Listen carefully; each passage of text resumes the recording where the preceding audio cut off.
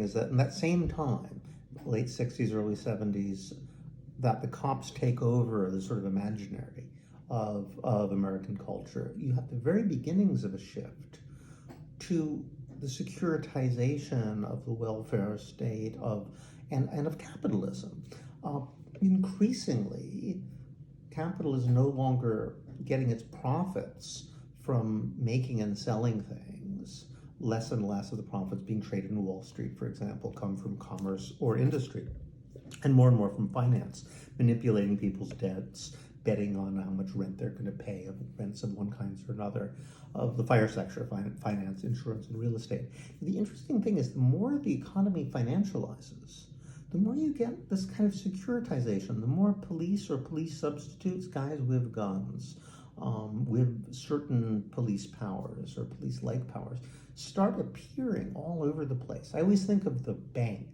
When I was growing up, we didn't have local bank branches. They'd have these little temples, buildings that were banks, and they always looked like classical temples, churches of money in a certain sense. But gradually, like in the 80s and 90s, with the ATM machine, you had these little branches of banks opening. Like there were stores that didn't actually sell anything. They looked like this very cheap virtual reality brought into life. And all they really had in them was money and guns. Guys, big burly guys with guns were the security. And then got people with computer screens. So these empty stores with money and guns in them. And to me, this is a symbol, because as financialization of the economy increased, you also have people with guns showing up pretty much everywhere, where you'd never have dreamed of there being before. I always give the example of Fire Island, this little beach resort, which I used to spend summers on as a child. And it was so rare to see a policeman there that, every now and then one would drive in this little buggy up and down the beach, and all the kids were like, hey, there's a cop, there's a guy with a gun, I saw that. It was an extraordinary thing to see a police or a police officer or anyone armed with a weapon. Now you go to that place, there's big private security guys on the ferry making sure that nobody does anything untoward.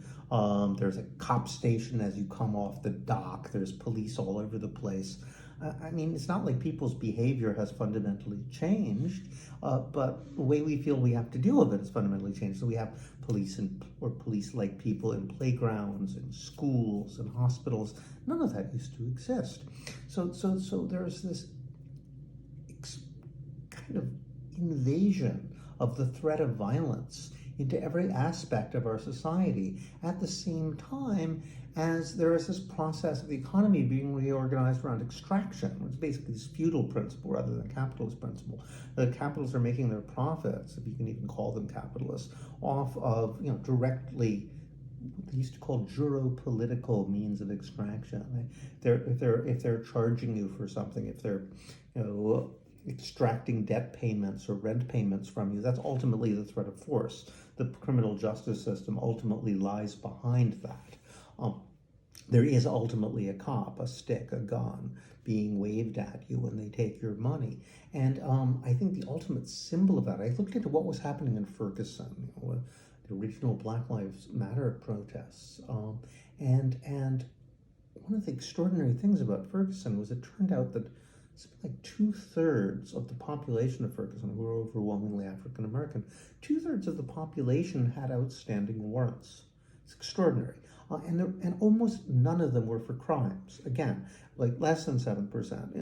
It was almost always for having something, not having mowed your lawn or having a broken tail light or some incredible minor violation of administrative ordinance of some kind or another.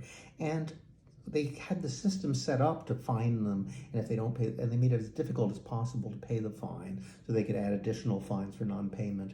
And it was all a revenue system. Basically, the cops were directly taking the money. So I said, well, why? And what was they using it for? Because it turned out a large part of Ferguson's budget was based on police extracting penalty fees. It turns out that the amount of money that the police extracted from citizens, and they took it from African American citizens overwhelmingly, and one reason when they asked the cops, why do you keep going after these people, what their excuse was? They said, well, we go after the people we think are least likely to have a lawyer. Black people are probably not going to have a lawyer. They're fair game. And so they hold them and they basically extract money. They say, well, we'll let you go for $1,000. They kidnap people. I don't have $1,000, and I'll hold them for a week in these very dangerous cells where they could easily get sick and tired. Vulnerable people, and often, and they'd say, okay, fine, 500. Sometimes they finally let them go if they really didn't have the money, but they were just simply extracting all the money they could out of these poor families. And the amount of money they extracted from that population turns out to be exactly the same as their municipal debt.